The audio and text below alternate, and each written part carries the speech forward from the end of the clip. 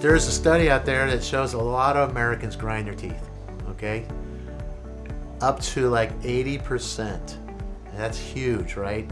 So you might fall in that category. More than likely, you probably do. Now grinding, there's a lot of different types of grinders. Light grinders, moderate, heavy grinders that get into TMJ problems.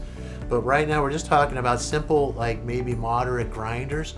Maybe you have a snoring problem. There's snore guards out there for that help grinding as well, and snoring. So we have a lot of different options for grinding, and we can guide you into what's best for you and your situation.